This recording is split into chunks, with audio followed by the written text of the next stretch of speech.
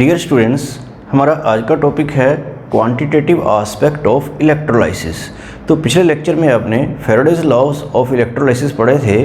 तो उसमें जो फर्स्ट लॉ था उसमें ये बताया गया था कि weight of substance deposit is directly proportional to quantity of electricity. तो इसमें कितनी इलेक्ट्रिसिटी से कितना वेट डिपॉजिट होगा, ये है क्वांटिटेटिव एस्पेक्ट ऑफ इलेक्ट्रोलाइसिस, जिसको आपको समझना है। तो इसको समझने के लिए हमें सबसे पहले क्या चाहिए, हमें ज़रूरत पड़ेगी charge present on 1 mole of electrons. तो 1 मोल ऑफ इलेक्ट्रॉन्स पर कितना चार्ज प्रेजेंट होता है, क्योंकि हमें generally 1 mole of the substance जब डिपॉजिट होता है तो उसके लिए कितनी इलेक्ट्रिसिटी की ज़रूरत होती है ये कैलकुलेट करना पड़ता है। तो हमें यहाँ पे चाहिएगा charge present on 1 mole of electrons. तो आपको ये पता है कि 1 इलेक्ट्रॉन पर कितना चार्ज होता है, तो वो तो होता है 1.602 इंटू 10⁻⁻19 कूलम। तो क्योंकि हमें ये 1 इलेक्ट्रॉन पर चार्ज है तो 1 मोल के लिए कैलकुलेट करना है। तो 1 मोल मीन्स एवोगैड्रो नंबर, तो एवोगैड्रो नंबर से इसको क्या कर देंगे, मल्टीप्लाई कर देंगे, तो ये 1 मोल हो गया। तो ये charge present on 1 mole of electrons आ जाएगा। तो आपको इसको कैलकुलेट कर लेना है। तो ये 96490 ऐसी कोई वैल्यू आएगी। तो इसको हम अप्रोक्सीमेटली लिख लेते हैं 96500 राउंड फिगर में। तो ये कूलम्स में आएगी क्योंकि ये हमने 1 मोल के लिए निकाली है, तो इसको हम बोलेंगे कूलम पर मोल। तो ये जो पर्टिकुलर क्वांटिटी है 96500, this is called as 1 Faraday, या इसको बोलते हैं फैराडे कांस्टेंट। तो फैराडे कांस्टेंट जो है 96500 कूलम्स पर मोल, ये रिप्रेजेंट करता है कि 1 मोल ऑफ इलेक्ट्रॉन्स कितना चार्ज कैरी करते हैं। तो इसको मैं जरा और एग्जांपल से समझा देता हूँ। अगर आप ये 1 सोडियम 1 पॉजिटिव लेते हैं तो इसमें 1 इलेक्ट्रॉन डालेंगे तो ये 1 सोडियम एटम बनेगा। तो अगर आप इसमें 1 मोल ऑफ इलेक्ट्रॉन सप्लाई करते हैं तो इससे हमारा जो है ये 1 मोल ऑफ सोडियम बन जाएगा। मीन्स कितना बन जाएगा, 23 ग्राम। तो 1 मोल ऑफ इलेक्ट्रॉन्स का मतलब कितना है कि हम 1 फैराडे मीन्स कितना है, 1 इंटू 96500 कूलम इलेक्ट्रिसिटी सप्लाई करते हैं। तो हमें 1 मोल ऑफ सब्सटेंस जो है ये मिलता है अगर रिएक्शन में 1 इलेक्ट्रॉन यूज़ हो रहा है। तो इसका मैं आगे आपको और एग्जांपल दे देता हूँ। तो इसमें सोडियम के केस में आपने देखा है कि उसके पास तो 1 पॉजिटिव चार्ज होता है। तो 1 फैराडे इलेक्ट्रिसिटी पास करने से 1 फैराडे मीन्स कितना हो गया, 96500 कूलम से 1 मोल ऑफ सोडियम जो है वो प्रोड्यूस हो जाएगा। इस केस में तो जो कितना होता है 23 ग्राम, जितना कि उसका क्या है, एटॉमिक मास है। तो यहाँ पर अगर कोई ऐसा आपके पास एटम है, कोई आयन है जैसे मैग्नीशियम 2 पॉजिटिव, तो इसमें क्या करना पड़ेगा आपको, अगर आप 2 इलेक्ट्रॉन इसमें सप्लाई करते हैं तो 1 मैग्नीशियम एटम प्रोड्यूस होता है। तो इसका मतलब ये हुआ कि 2 फैराडे का मतलब कितना है, 2 इंटू 96500 कूलम। इतनी इलेक्ट्रिसिटी पास करने से आपके पास 1 मोल ऑफ मैग्नीशियम बनेगा। ये उतना ही होगा जितना कि उसका एटॉमिक मास है ग्राम में, ग्राम एटॉमिक मास उसको बोलते हैं। तो मैग्नीशियम का आपको याद ही होगा कि 24 होता है। इसमें आपको एक एग्जांपल और दे देता हूँ कि अगर आप एल्युमिनियम 3 पॉजिटिव लेते हैं तो 3 इलेक्ट्रॉन इस रिएक्शन में यूज़ होते हैं एल्युमिनियम के इलेक्ट्रोड में। तो इट मीन्स कि आपको 3 Faraday means 3 into 96500 coulomb electricity pass करने से 1 मोल ऑफ एल्युमिनियम बनेगा, जो कि ग्राम्स में कितना होगा, 27 ग्राम। तो अगर किसी रिएक्शन में n इलेक्ट्रॉन यूज़ होते हैं तो इसका मतलब ये हुआ कि n Faraday electricity, n Faraday का मतलब कितना होता है, n इंटू 96500 कूलम। तो इतनी इलेक्ट्रिसिटी पास करने से 1 मोल ऑफ दिस सब्सटेंस जो है वो बनेगा उस इलेक्ट्रोड पर। तो ये एक बहुत ही इंपॉर्टेंट इसमें सेंटेंस है, तो आप इसको नोट कर लीजिए। If n electrons are involved in the electrode reaction, the passage of n Faraday of electricity will produce 1 mole of the substance. तो आपको इसका मतलब समझ में आ गया होगा कि जितने इलेक्ट्रॉन्स यहाँ पर हैं उतने फैराडे आप इलेक्ट्रिसिटी पास कर दीजिए तो 1 मोल ऑफ द सब्सटेंस बन जाएगा। लेकिन आप यहाँ पे ध्यान रखें कि अगर आप 1 फैराडे ही इलेक्ट्रिसिटी पास करते हैं, सपोज इस केस में 1 फैराडे मीन्स कि इतने कूलम इलेक्ट्रिसिटी ही पास करते हैं, तो ये कितना सब्सटेंस प्रोड्यूस होगा। नेचुरली 3 फैराडे से जब 27 ग्राम प्रोड्यूस होता है एल्युमिनियम, तो 1 फैराडे से आप समझ गए होंगे कि कितना प्रोड्यूस होगा, तो वो 1/3 हो जाएगा, मीन्स कि 9 ग्राम हो जाएगा। 9 जो है इसका एटॉमिक मास है, एटॉमिक मास नहीं, एटॉमिक मास तो 27 है, ये उसका क्या है, इक्विवेलेंट मास है। तो यहाँ से आपको एक बात और नोट कर लेनी है कि अगर आप 1 फैराडे इलेक्ट्रिसिटी ही पास करते हैं तो जो सब्सटेंस डिपॉजिट होगा वो उसके ग्राम इक्विवेलेंट मास के इक्वल होगा। तो यहाँ पर आपको ये नोट करना है, passage of 1 Faraday of electricity will produce 1 gram equivalent of the substance. तो ये आपने नोट कर लिया होगा, passage of 1 Faraday of electricity will produce 1 gram equivalent of the substance. तो ये भी आपको ध्यान रखना है। तो इस सारी चीज़ को समझने के लिए हम कुछ न्यूमेरिकल्स करेंगे अभी, तो लेकिन उससे पहले आपको कुछ और भी इम्पोर्टेंट पॉइंट नोट करने हैं, तो वो आगे देखते हैं। तो आगे आपने Faraday first law of electrolysis में आपने पढ़ा था कि weight of substance deposit is directly proportional to quantity of electricity. तो यहाँ से आपको क्या समझ में आया था कि यहाँ पर आप एक कांस्टेंट लगा देते थे जिसको बोलते थे इलेक्ट्रोकेमिकल इक्विवेलेंट। तो जेड यहाँ पे क्या था, इलेक्ट्रोकेमिकल इक्विवेलेंट, जो कि एक कांस्टेंट था। तो यहाँ से आप Z फाइंड आउट कर लीजिए। तो Z जो होगा वो क्या होगा, W/Q।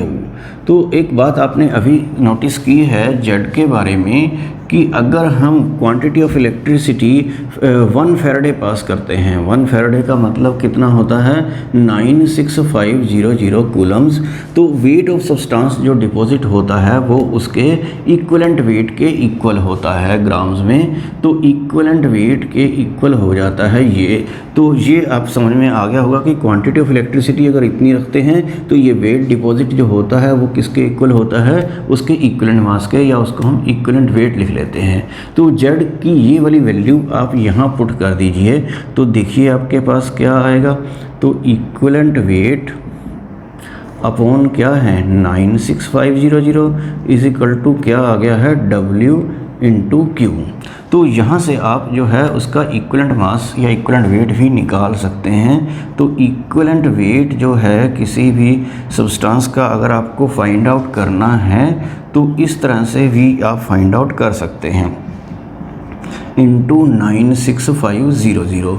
तो ये फार्मूला जो है आपको ज़रूर लर्न कर लेना है कि equivalent weight of the substance deposit divided by क्या है, quantity of electricity multiplied by क्या करना है, फैराडे कांस्टेंट, जो कि 96500 है।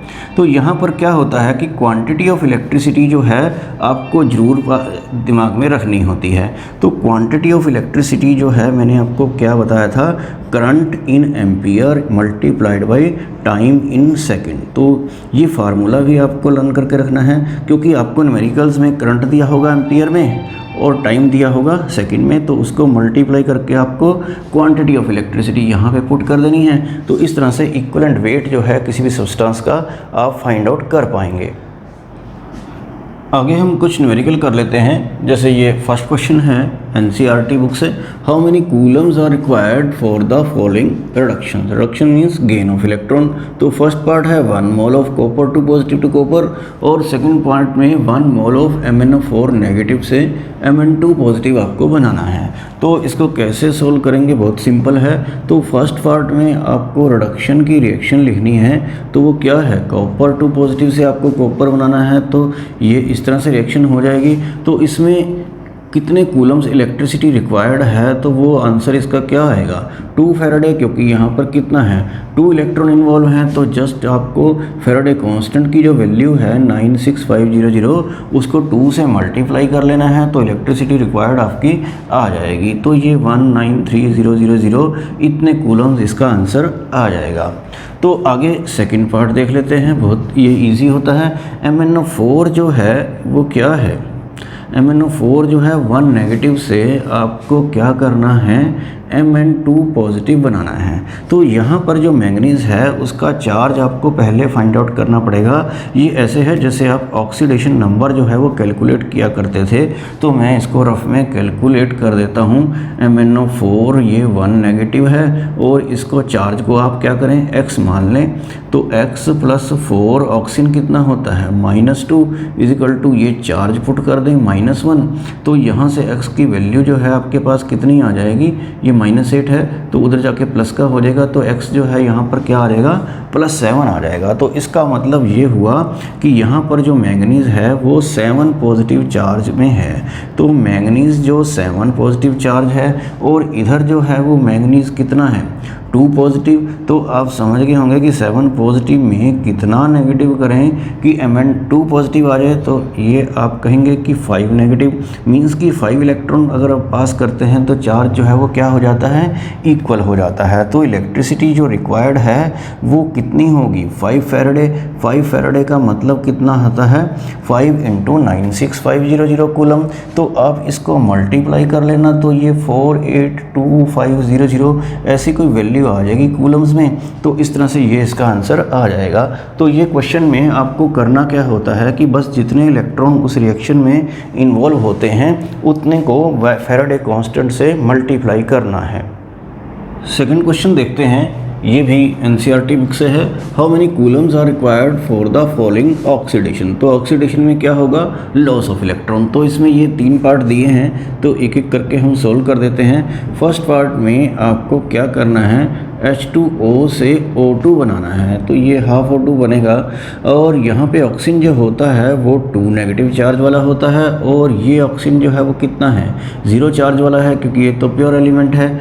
और इस तरह से यहाँ पर 2 नेगेटिव हो तभी वो चार्ज क्या हो जाता है बैलेंस हो जाता है। 2 नेगेटिव 0 और ये क्या है 2 नेगेटिव। तो इसका मतलब जो है आपका जो आंसर आएगा इस केस में वो 2 फैराडे आएगा। 2 × 96500। तो इसको आप मल्टीप्लाई कर लेना तो इससे आपको पता चल जाएगा कि कितनी इलेक्ट्रिसिटी इस केस में रिक्वायर्ड है। तो ये आंसर आ जाएगा। और सेकंड पार्ट में आप देखते हैं FeO से आपको क्या बनाना है Fe2O3। तो यहाँ पर आपको ध्यान रखना है कि यहाँ पर तो Fe जो है ये फेरस ऑक्साइड है तो वो 2 पॉजिटिव वाला होगा और ये जो फेरिक ऑक्साइड है इसमें जो Fe होता है वो क्या होता है 3 पॉजिटिव वाला होता है। तो Fe2 पॉजिटिव से आपको क्या करना है Fe3 पॉजिटिव बनाना है। तो वो कैसे बनेगा चार्ज कैसे बैलेंस होगा जब आप यहाँ पर 1 इलेक्ट्रॉन लिखेंगे 3 पॉजिटिव 1 नेगेटिव ये 2 पॉजिटिव होता है। तो इसमें 1 फैराडे इलेक्ट्रिसिटी रिक्वायर्ड होगी मींस 1 × 96500। तो 96500 कूलम आंसर आ जाएगा इस केस में। और थर्ड केस जो है हमारा वो क्या है 1 मोल ऑफ H2O2 है। H2O2 हाइड्रोजन परऑक्साइड होता है, इससे आपको O2 बनाना है। तो आपको ये बात ज़रूर ध्यान रखनी है कि H2O2 में जो ऑक्सीजन होती है उसमें -1 उसका ऑक्सीडेशन नंबर होता है और यहाँ पे 0 है। और ये -1 जो है वो 2 से मल्टीप्लाई हो रहा है। तो इधर जो है वो क्या है H2O2 जो है यहाँ पर ये कुल मिलाकर जो चार्ज है वो दोनों ऑक्सीजन का वो कितना हो जाएगा 2 नेगेटिव हो जाएगा। तो यहाँ पर 2 नेगेटिव को आप 0 बनाना है। यहाँ पर O2 जो है वो 0 चार्ज में है। तो आप कैसे करेंगे जब 2 इलेक्ट्रॉन का लॉस होगा ये 1 ऑक्सीजन पर तो 1 नेगेटिव है तो 2 से मल्टीप्लाई करके वो ओवरऑल क्या आ जाता है 2 नेगेटिव। तो वो बैलेंस होगा 2 इलेक्ट्रॉन से। तो 2 इलेक्ट्रॉन से बैलेंस होने पर जो आंसर आएगा आपको इलेक्ट्रिसिटी रिक्वायर्ड वो 2 × 96500 और ये पहले की तरह 193,000 कूलम्स आ जाएगा। तो ये भी एक सिंपल क्वेश्चन था एनसीईआरटी से। नेक्स्ट क्वेश्चन है how many coulombs are required to produce 20 gram of calcium from molten calcium chloride. और इसका सेकंड पार्ट है 50 gram of aluminium from molten Al2O3। तो फर्स्ट पार्ट करते हैं पहले। तो फर्स्ट पार्ट में क्या है कि कैल्शियम क्लोराइड है, तो इसमें कैल्शियम क्या होगा 2 पॉजिटिव होगा, तो इसमें कितने इलेक्ट्रॉन की ज़रूरत पड़ेगी 2 इलेक्ट्रॉन की, तो ये कैल्शियम बन जाएगा। तो इसका मतलब ये हुआ 2 Faraday. 2 Faraday means 96500, 2 × 96500 coulomb of electricity pass करने से 1 मोल ऑफ कैल्शियम बनेगा। 1 मोल ऑफ कैल्शियम का मतलब कितना होता है 40 ग्राम।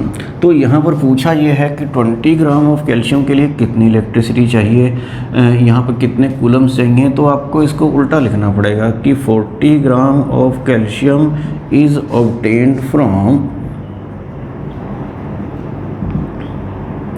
ये है 2 × 96500 कूलम्स। तो आपको जस्ट 20 ग्राम का फाइंड आउट करना है, तो वो कैसे होगा 2 × 96500 डिवाइडेड बाई 40 मल्टीप्लाइड बाई 20। तो ये आंसर जो है 96500 कूलम ही आ जाएगा। तो इस तरह से ये क्वेश्चन हो जाएगा। और आगे हम सेकंड पार्ट देख लेते हैं। तो सेकंड पार्ट में रिएक्शन जो होगी वो कैसे होगी, क्योंकि एल्युमिनियम जो होता है वो क्या होता है 3 पॉजिटिव, तो वो 3 इलेक्ट्रॉन लेकर ये इस तरह से एल्युमिनियम बनाएगा। तो यहाँ पर 3 Faraday means 3 × 96500 coulomb of aluminium of electricity जो पास करेंगे, तो उससे क्या बनेगा 1 मोल ऑफ एल्युमिनियम बनेगा। तो 1 मोल ऑफ एल्युमिनियम कितना होता है 27 ग्राम। तो यहाँ पर आपको फिर उसी तरह से लिखना पड़ेगा कि 27 ग्राम of aluminium is produced from,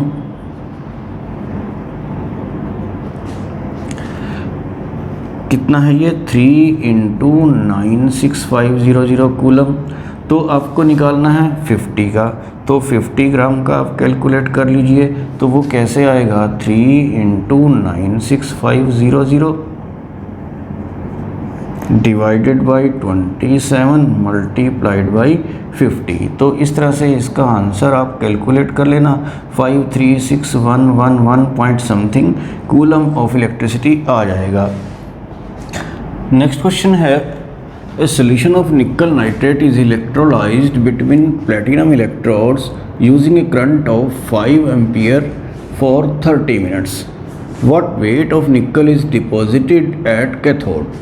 और निकल का एटॉमिक मास जो है वो 58.7 इसमें गिवन है, क्योंकि ये लर्न नहीं हो सकते हैं ज़्यादातर एटॉमिक मासेस, कुछ जो टिपिकल हैं। तो इसको आप कैसे सोल्व करेंगे, सबसे पहले आपको quantity of electricity find out कर लेनी है। तो जब भी आपको कहीं एम्पियर करंट दिया हो, टाइम दिया हो, तो आपको quantity of electricity find out करनी है करंट इनटू टाइम। करंट है एम्पियर में और टाइम जो है वो सेकंड में होना चाहिए। तो यहाँ पर करंट कितना है 5 एम्पियर और टाइम जो 30 मिनट है, तो उसका आपको क्या करना है सेकंड बना लेने हैं। तो इसको आप मल्टीप्लाई कर लेना, तो ये 9000 कूलम्स ऑफ इलेक्ट्रिसिटी जो है आ जाएगी। तो अब आपको लिखना है रिएक्शन। तो रिएक्शन कैसे है, निकल 2 पॉजिटिव 2 इलेक्ट्रॉन गेन करके क्या करेंगे निकल बनाएंगे। तो इसका मतलब ये हुआ कि 2 Faraday means 2 × 96500 coulomb of electricity से 1 मोल ऑफ निकल बनता है। 1 मोल ऑफ निकल का मतलब कितना है 58.7 ग्राम बनता है, जितना कि उसका क्या है एटॉमिक मास। तो आपको कैलकुलेट करना है कि 9000 कूलम से कितना निकल बनेगा। तो इसी में आप कैलकुलेट कर लीजिए 9000 coulomb of electricity will give nickel how much 58.7 divided by 2 × 96500 multiplied by 9000। तो इसको आप सोल्व कर लेना, तो ये अप्रोक्सीमेटली 2.74 ग्राम में आएगा। आपका आंसर जो है वो ग्राम में आएगा इस तरह से। नेक्स्ट क्वेश्चन है if A current of 0.5 ampere flows through a metallic wire for 2 hours then how many electrons flow through the wire। तो ये एक NCERT क्वेश्चन है। तो इसमें आपको करंट दे रखा है और टाइम दे रखा है। तो मैंने आपको बताया था कि जब करंट और टाइम दोनों दिए हों तो आपको क्या कर लेना चाहिए quantity of electricity find out कर लेनी चाहिए। क्वांटिटी ऑफ इलेक्ट्रिसिटी क्या है current into time. Current ampere में और टाइम जो है वो किस में होगा सेकंड्स में। तो यहाँ पर करंट की वैल्यू है 0.5 एम्पियर और टाइम जो है 2 आवर्स है। तो इसका आपने मिनट और सेकंड ऐसे बना लेना है। इसको मतलब ये सेकंड में कन्वर्ट कर लेना है। तो ये 0.5 तो क्या होता है 1/2, तो ये 2 से कैंसिल हो जाएगा, तो ये आपका आ जाएगा 3600 कूलम। तो ये इतनी इलेक्ट्रिसिटी सप्लाई की गई है वायर में। और अगर 1 फैराडे इलेक्ट्रिसिटी सप्लाई की जाती है तो 1 फैराडे में आपको पता है 96500 कूलम होते हैं। तो इतना करंट का अगर फ्लो होता है, इतने कूलम्स का फ्लो जो है, that corresponds to 1 mole of electrons. 1 mole of electrons का मतलब कितना होता है 6.02 इंटू 10⁻23 इलेक्ट्रॉन्स। तो इतनी अगर कूलम इलेक्ट्रिसिटी फ्लो होती है तो इतने इलेक्ट्रॉन्स के कॉरस्पॉन्डिंग है वो, मतलब कि इतने इलेक्ट्रॉन का फ्लो जो है वो इतना कूलम ऑफ इलेक्ट्रिसिटी होता है। तो आपको फाइंड आउट करना है कि 3600 इतने कूलम इलेक्ट्रिसिटी अगर फ्लो होती है तो कितने इलेक्ट्रॉन्स की वजह से होती होगी। तो ये आप कैलकुलेट कर सकते हैं। तो ये कितना आ जाएगा 6.02 इंटू 10⁻23, ये एवोगैड्रो नंबर है, और ये डिवाइडेड बाई क्या होगा 96500 और मल्टीप्लाइड बाई 3600। तो इस तरह से आपको पता चल जाएगा कि कितने इलेक्ट्रॉन इसमें से फ्लो होंगे। तो आप जब इसे सोल्व करेंगे तो ये 2.246 इंटू 10⁻22 इलेक्ट्रॉन्स आएगा। अगर आपका डेसिमल यहाँ है तो फिर ये 10⁻23 रहेगा। अगर आप एक डिजिट के बाद एडजस्ट कर देते हैं तो ये आंसर अप्रोक्सीमेटली आ जाएगा। तो इस तरह से ये क्वेश्चन आपको करना है। नेक्स्ट क्वेश्चन है, 2 electrolytic cell containing solution of silver nitrate and copper sulfate are connected in series. A steady current of 2.5 ampere was passed through them until 1.08 gram of silver were deposited. तो मतलब कि इतना current pass करते गए जब तक कि silver इतनी नहीं डिपॉजिट हो चुकी। और आगे है how long did the current flow. तो इसका मतलब है कि आपको टाइम कैलकुलेट करना है कि कितनी देर तक करंट फ्लो किया जब तक कि इतने ग्राम सिल्वर जो है डिपॉजिट हो जाए। और आगे है what weight of copper deposited. तो आपको ये भी फाइंड आउट करना है कि कितना कॉपर का वेट उसमें डिपॉजिट हुआ है। तो इसको समझना है कि किस तरीके से हम इसको कर सकते हैं। तो देखिए सिल्वर का हमारे पास दे रखा है, सिल्वर नाइट्रेट जो है Ag क्या होता है 1 पॉजिटिव, तो इसमें 1 इलेक्ट्रॉन का ही यूज़ होगा। तो इस तरह से इसका मतलब ये हुआ कि 1 फैराडे कितना होता है 96500 कूलम ऑफ इलेक्ट्रिसिटी जो है that will deposit 1 mole of silver. 1 mole of silver का मतलब कितना है जितना कि उसका एटॉमिक मास है। तो 108 ग्राम ऑफ सिल्वर इससे डिपॉजिट होती है।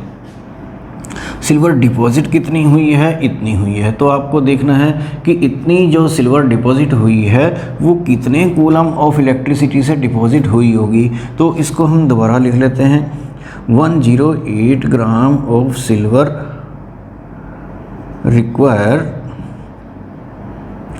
96500 कूलम ऑफ इलेक्ट्रिसिटी।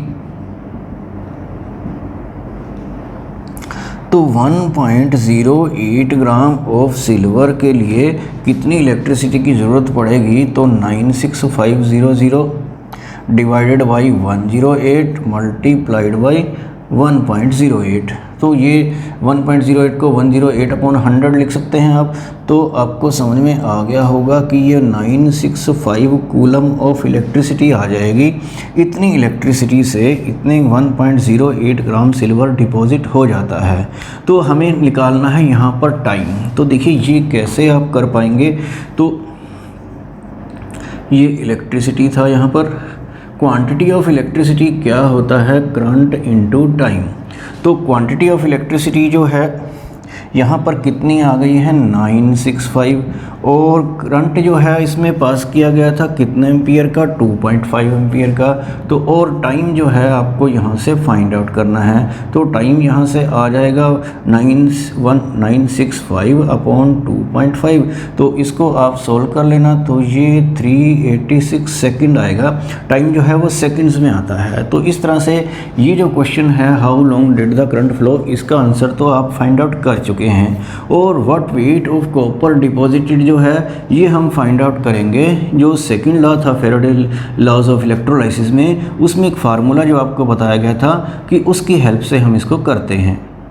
तो यहाँ पे कॉपर का वेट फाइंड आउट करने के लिए हम सेकंड ले लेते हैं फैराडेज लॉज ऑफ इलेक्ट्रोलिसिस में, जिसमें आपको ये बताया गया था weight of copper divided by weight of silver, वो उनके इक्विवेलेंट वेट्स की रेशो में होता है। तो equivalent weight of copper divided by equivalent weight of silver, तो इस फार्मूले का यूज़ करके हम वेट ऑफ कॉपर डिपॉजिटेड जो है वो कैलकुलेट करेंगे। तो वेट ऑफ कॉपर डिपॉजिटेड तो आपको फाइंड आउट करना है। वेट ऑफ सिल्वर डिपॉजिटेड जो है ये आपको दे ही रखा है, कितना है 1.08 ग्राम। और equivalent weight of copper, copper का जो एटॉमिक वेट होता है वो तो कितना होता है 63.5 और कॉपर होता है 2 पॉजिटिव, तो इक्विवेलेंट वेट उसका क्या होगा 63.5 डिवाइडेड बाई 2। तो ये उसका इक्विवेलेंट वेट है कॉपर का। और इक्विवेलेंट वेट को सिल्वर का तो 108 ही होता है जो उसका एटॉमिक वेट है, क्योंकि सिल्वर 1 पॉजिटिव होता है, तो 108 को 1 से डिवाइड करें तो उसका इक्विवेलेंट मास जो है वो 108 ही आ जाता है। तो बस यहाँ से आपको इधर क्रॉस मल्टीप्लाई करके वेट ऑफ कॉपर डिपॉजिट जो है वो फाइंड आउट कर लेना है। तो ये एक सिंपल सी कैलकुलेशन हो जाएगी और आप इसको कैलकुलेट करके देखेंगे तो ये 0.3175 ग्राम आ जाएगा। तो इस तरह से ये क्वेश्चन जो है आप कर पाएंगे। नेक्स्ट क्वेश्चन देखते हैं। When a current of 0.75 ampere is passed through copper sulfate solution for 25 minutes, 0.369 gram of copper is deposited at cathode. Calculate the atomic mass of copper. तो ये थोड़ा डिफरेंट सा क्वेश्चन है। एटॉमिक मास ऑफ कॉपर इसमें find out करना है। कई बच्चों को एटॉमिक मास कॉपर का पहले से ही लर्न किया होता है, तो इसको करेंगे कैसे ये आप समझिए। तो यहाँ पर क्या है, करंट और टाइम दिया है, तो सबसे पहले आपको क्या फाइंड आउट कर लेना चाहिए, quantity of electricity. Quantity of electricity मैंने क्या बताया था, current in ampere and time in second. तो करंट एम्पियर में कितना है 0.75 और टाइम जो है वो मिनट्स में दे रखा है, तो आप उसके सेकंड तो बनाएंगे ही 60 से मल्टीप्लाई करके। तो इस तरह से ये आप मल्टीप्लाई कर लेना, तो ये 1125 कूलम्स ऑफ इलेक्ट्रिसिटी आ जाएगा। तो इसका मतलब है कि इतने coulomb 1125 coulomb of electricity pass करने से 0.369 ग्राम ऑफ कॉपर डिपॉजिट होता है।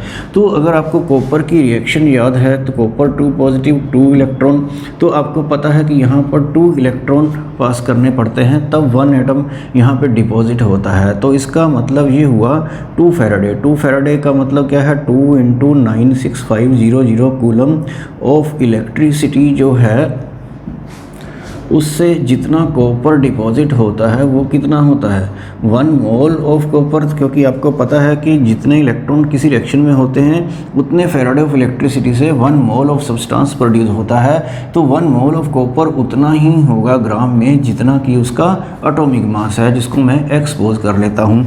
तो मतलब इतनी इलेक्ट्रिसिटी से जितना कॉपर डिपॉजिट होगा वो उसके इक्वल होगा जितना कॉपर का एटॉमिक मास है, जो हमें फाइंड आउट करना है।